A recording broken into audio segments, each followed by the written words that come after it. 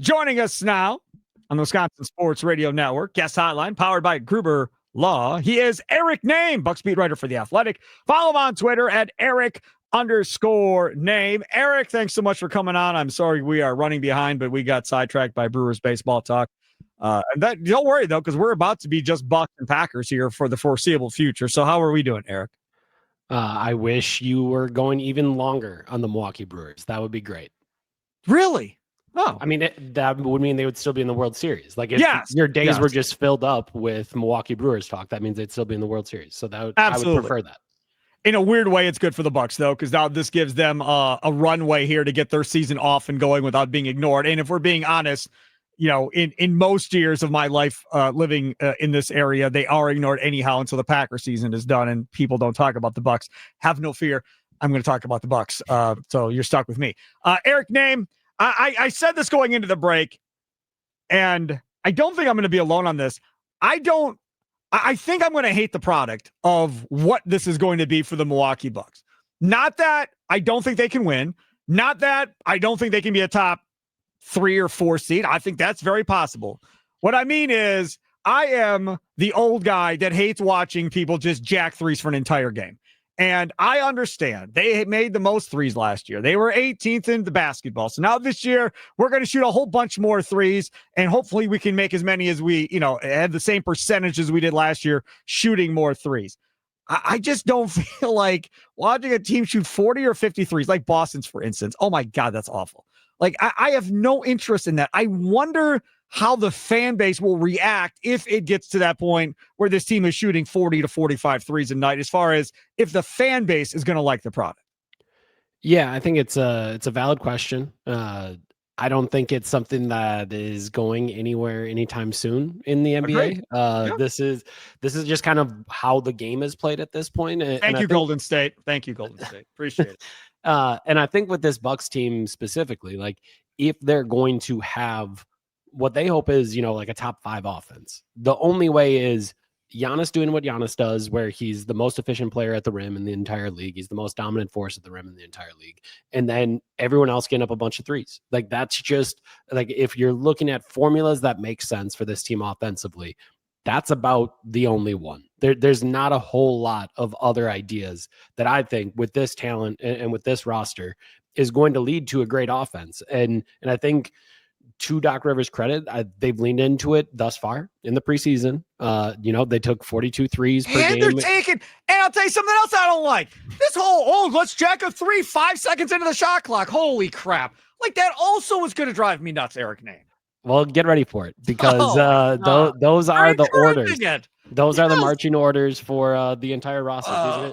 These are guys that can really shoot the three. So I think they're going to really lean into it. AJ Green, Gary Trent, even Taurean Prince, we've seen get some up early in the shot clock. This is going to be how they play, and this is going to be how they try to do it. At least that's what we know thus far, right? I think the Bucks played a certain way. Think about the last 2 years, right? Griff comes in, they're playing a certain way. That doesn't go well. They go back to drop coverage. Last year they start with Gary Trent Jr. in the starting lineup. That doesn't go well. And then after 2-8 start, there's a brand new lineup. So I will say, I think that's the plan going in, that you're going to see a lot of threes. You're going to see a faster pace. You're going to see, kind of all of these things. But let's see how it goes, right? Because I think we've seen over the last 2 seasons that if things aren't going well early on, you have to be ready to go and make those changes and kind of get into that spot. But to start the season, get ready for lots of threes, early threes, late threes, middle threes, deep threes, whatever type of three you want, Spark, it's coming. Yeah, I don't. I'm really disappointed in Doc Rivers, if we're being honest. He's an old guy like me. He should not support this type of crap that we're going to run out there. He's an old guy like Kid. He should respect the 1990s, and let's play more of that style of basketball. But we're past that.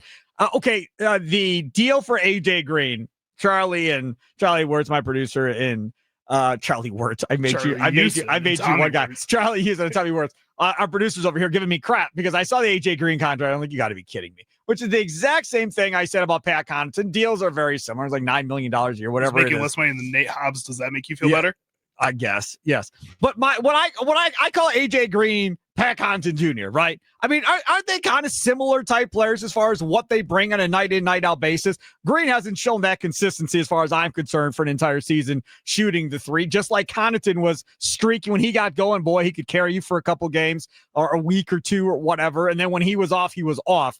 That's my comparison as to what AJ Green is. Agree, disagree? What say you? Okay, so it's interesting because I think the Pat Connaughton that got paid is the one that during the NBA Finals run was spectacular, right? He was guarding up and down the roster, twos, threes, fours. He could guard all those positions. He could do a little bit off the bounce. He could hit some threes. He kind of just fit in perfectly. Like, he was that perfect role player. And I think for that reason, I see where you're talking about AJ Green being that kind of guy, right? That he's not a star. That's not who AJ Green is. He is, in an ideal world, an elite role player. And I think there's a lot of things here, right? Like, I think a big thing is you have to start to understand that this cap's just going to get bigger and bigger and bigger and bigger and bigger. And if you're paying a guy $10 million a year, that's a very small percentage of the cap. Like, by the end of this, you're looking at, I don't know, 4 to 5%, I think, of the cap will be going to AJ Green, which I think is acceptable, right? Because in an ideal world, he's able to shoot the ball really well, defend a couple different positions, and be a very capable fifth guy, maybe fourth guy. Hey, I'll say this. I much rather give AJ Green the money than what Denver gave Christian Braun on his 5-year extension. When you're paying that cat like $20-some million a year, that's lunacy. I'd much rather have the AJ Green deal. So I think you have that. And then I think the other thing with AJ Green is, thus far, it is not just a good shooter. It is an elite shooter. And I think what the Bucks are kind of cooking in here is that this year they are going to shoot more threes and they're going to try to get AJ Green as many as possible. And I think when you have a guy that can shoot 40% and then all of a sudden he's taking 8-9 threes a game, you can really start to feel that, right? Like, just do the very basic math. All of a sudden that's a 10-point per game scorer. You just got 10 points because you have this guy that all he does is shoot threes and play defense, but that's pretty valuable if they go in at a high rate. So yes, I think there's funny money now, but that's every sport, right, Spark? Like, you look at what the Dodgers can pay Ohtani in deferred money. You look at what anyone's getting in the NFL. Like, it's just funny money at this point. And I think where it gets tough is like kind of negotiating in your brain what these numbers actually mean to what they might have meant 5 years ago, 10 years ago, and 20 years ago. No doubt. Eric Nehm, Buck speed writer for The Athletic. Follow him on Twitter at Eric_Nehm. The other point that we've been talking about through this entire offseason has been who really is going to be that other guy. Giannis has had Middleton forever. Then he had Damian Lillard. And that guy meaning 20 plus a night, right? I don't know if Miles Turner is 20 plus night. I think he's probably more like 17, somewhere in that area a night. They need another guy. Now, in my mind, if we're talking strictly from a talent perspective, I think your options are Kuzma or Kevin Porter Jr. And you wrote a great piece on Kevin Porter Jr. in The Athletic, talking about Giannis loves him, and Porter thinks this is his time. He's got to take his next step. I think those are the two most talented dudes outside of Giannis and Miles Turner on this roster. One of those two have to take a step. And if I'm being honest, I guess I would go the Kevin Porter Jr. way, even though his erraticness scares me a little time when he plays out of control from time to time. But if Kuzma finally ever lived up to his hype, man, that would be such a difference maker because he is so long. He can defend so many positions. And if he becomes an offensive threat like he's capable of consistently, that changes everything for the outlook of this team. Yeah, I think it's going to be really interesting at the start of this year. I kind of mentioned it to Doc Rivers, but it feels like everyone's just trying to copy the Pacers. Like all of y'all are just going to be the Indiana. And he stopped me. He was like, no, it is a copycat league. Like, we do those things, but we can't be the Indiana Pacers. We have to be ourselves. And I said, yeah, but everyone's thinking, let's run faster. Let's have more depth. Let's have a bunch of role players. Let's maybe not have the stars that we used to. And I think that's one of the things that I'm curious to see how it works, right? Because if it's going to be successful, I don't think there's another 20-point per game scorer on this roster. That's not how it's going to be. It has to be the Pacers model where it's 3 guys at 15 and then another 2 at 10. And that has to be like the hierarchy of how this all works. And that's going to require a good bit of change, right? Like you don't have But they got to play defense then. Agreed. That's what has to happen. Carlisle is great at drawing up defense and doing that, and he's done that for a long time. Cool. Are we that confident in this coaching staff and having this defense play at a top 5 level, let's say, throughout an entire season? No. And certainly not at this point. I spent much of the preseason trying to figure out what they were doing defensively, and I came to no conclusions through 4 games. That makes me feel better. Thank you. I will say that that was noticed on the coaching staff, that Doc Rivers has essentially said, like, hey, we knew what we were doing in game 1 in Miami, lots of turnovers in the passing lanes, being aggressive at the point of attack. He's like, and then in games 2, 3, and 4, our intensity just disappeared. We didn't have that, and we have to have that every night. It has to be that. And the team has, I think, responded in these 5 days leading up to the season.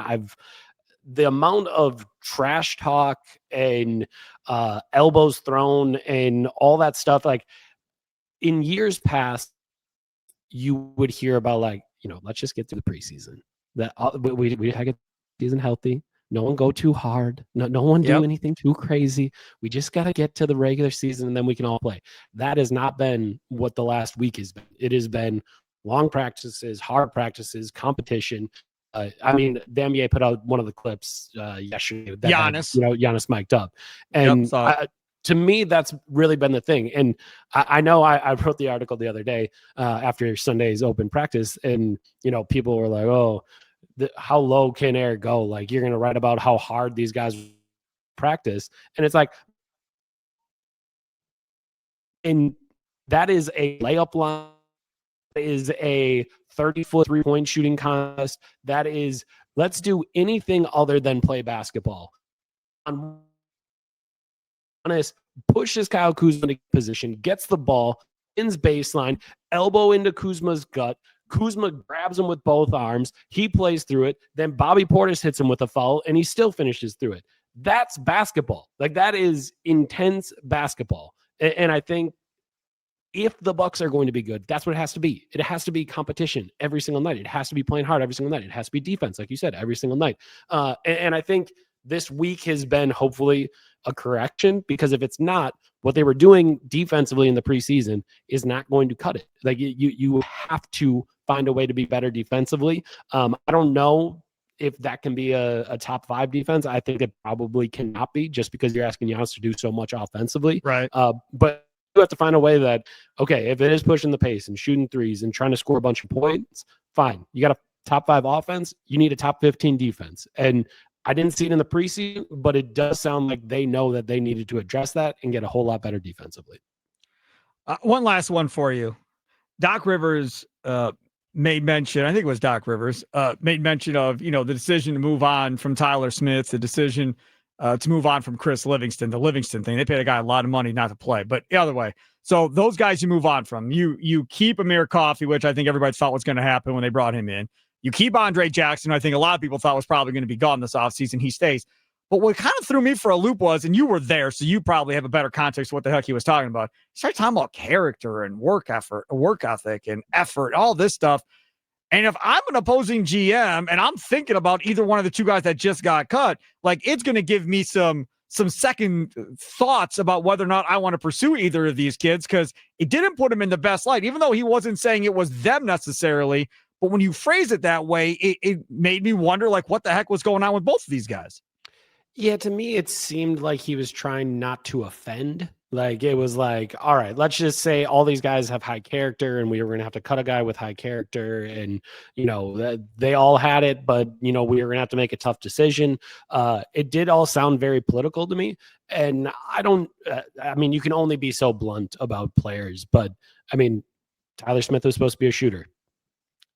I haven't seen it. Like, he just didn't make shots. You can't be your big skill can't be a 6'10" 3-point shooter, and you don't hit threes. That's a real problem. If it's unless you're Kyle Kuzma, then it's okay. And to Kuzma's credit, like he's able to get downhill. He's had moments where he's done other things. That's true. So if you're one advertisable skill you don't have, that's a real problem. And I think with Chris Livingston, to me, it's always been that I don't know what his one NBA skill is. He's got, that 6'7" frame, big shoulders, 220 pounds, doesn't play with a lot of force. Defensively, is he able to move his feet? Sometimes, but not really. It feels like he's kind of an undersized power forward, and that's what you would want, like with that frame. But the intensity was never there to match how that could work. So that's why you move on when you have a guy like Amir Coffey that played 70 games for one of the best teams in the Western Conference last year. Andre Jackson Jr. started 40 games for the Bucks last year. Those guys might not be perfect, but they can probably bring more this year. But ultimately, to me, and I wrote this story today at The Athletic, like, at some point, with as punitive as the new CBA has gotten, with as terrified as everyone is of the second apron, draft and develop, baby. The fact that the only homegrown players, and I'll put that in quotes, on video you could see me do it, but on the radio you couldn't. Like, the only homegrown players are Giannis Antetokounmpo, which all-time development story, great work. Wasn't their pick. Was John Hammond's AJ pick. Green. John Horst was there, but it was John Hammond's pick. But go ahead. AJ Green, undrafted. So that's an undrafted signing, not a guy that you drafted. Andre Jackson Jr., that's a guy that you drafted when you traded for the 36th pick. Down. Those are the three, unless we're going to count Mark Sears, who technically they did the same path, undrafted free agent. That's now a two-way.